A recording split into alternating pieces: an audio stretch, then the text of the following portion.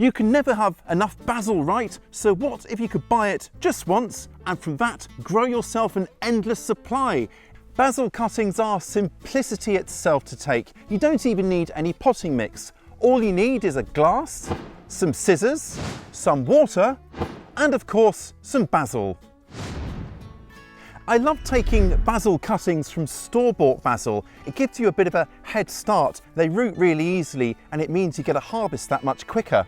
But today I'm also going to be taking some cuttings from some other potted basils here, including this simply stunning purple leaf basil, a Thai basil here with real good aromas for Asian cooking, and then this stunning little Greek basil too, lovely in salads. What I've got here are 2 lots of basil at different stages of life. The guys in the cup here producing lovely roots already. These are 10 days old from cuttings, and then these guys were potted up last week and they're about 1 month old. You can see by the difference between them how quickly they grow, and that's the secret behind bagging yourself a never-ending supply of this most magnificent of herbs. I've got 2 lots of herbs from the grocery store, packet herbs like this, and also potted living herbs. Now packet herbs are nice and cheap, but they can sometimes be a little bit damaged because they got this elastic band that holds them together here, which can kind of dig into the stem and cause it some damage. But you may find that some are perfectly usable.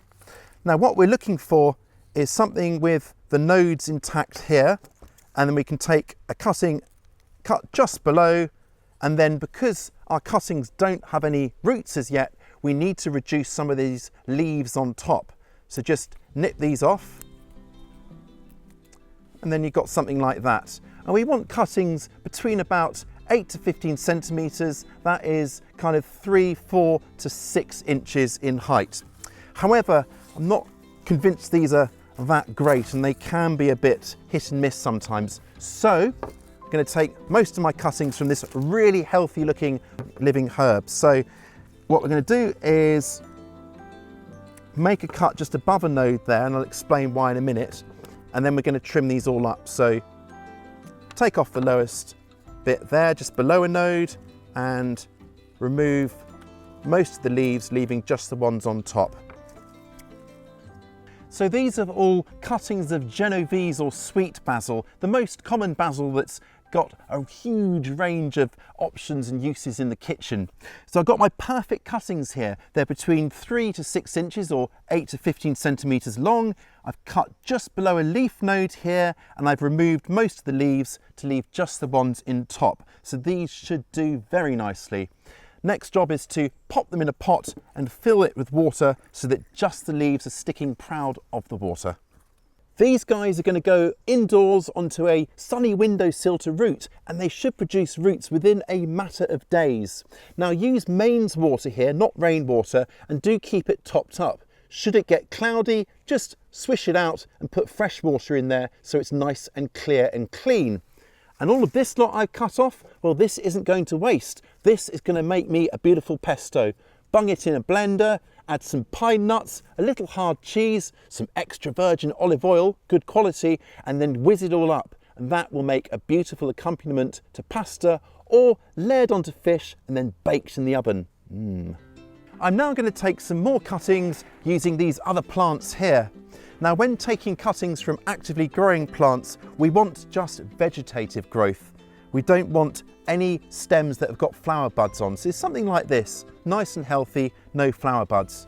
You can see here that there are buds, so I won't take cuttings from this. If I did, it wouldn't root very well, it would grow very poorly, because all this wants to do is flower. So stick with just the leafy growth.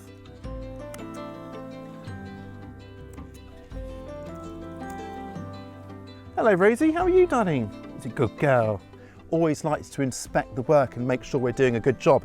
Now I've got my cuttings taken here, and it's exactly the same as my grocery store basil.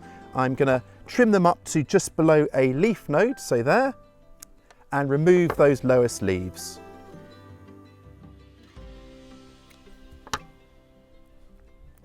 Now it might be reasonable to assume that when we're taking cuttings, we're weakening the parent plant that they're being taken from, but in fact the opposite is true.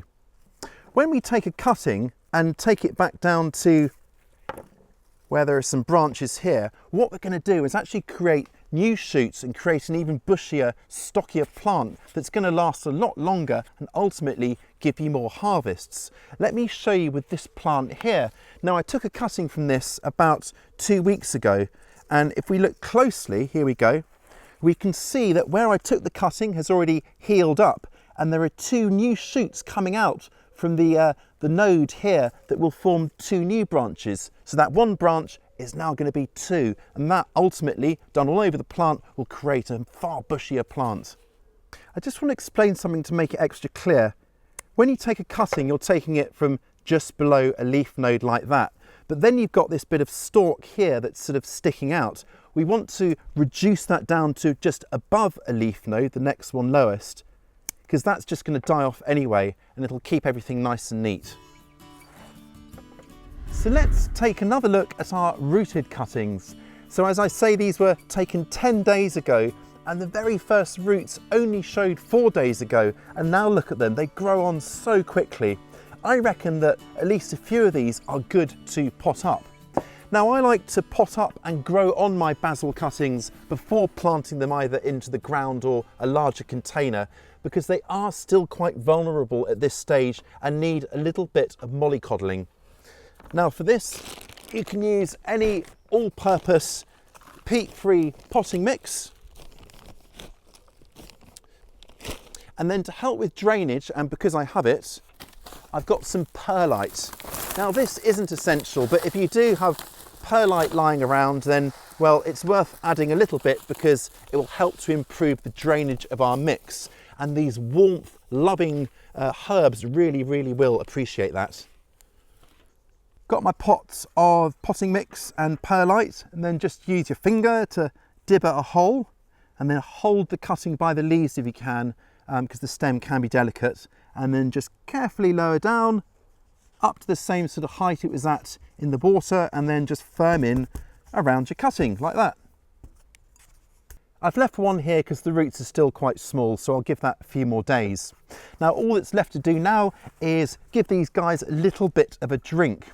And because the root system isn't that well developed, I'm going to have to keep a close eye on these and water them regularly. But once they do find their feet, I'll need to water them a lot less often. So these will go back inside on a kind of bright windowsill to grow on, and then once they have got that root system, they can come more reliably out into the sort of direct outside sun. Now, these guys are just 2 weeks on from these guys, and you can see how much fuller and bigger. They got new growth here, and so they do put on that growth very quickly. Within another month or so, you'll be able to start cutting off shoots like this to enjoy in your cooking, and encouraging your plants to bush out and grow even more for harvesting later on. And of course, you'll be able to take more cuttings to keep this glorious cycle going on and on and on. Never-ending herbs for next to nothing? Perfect. I'll catch you next time.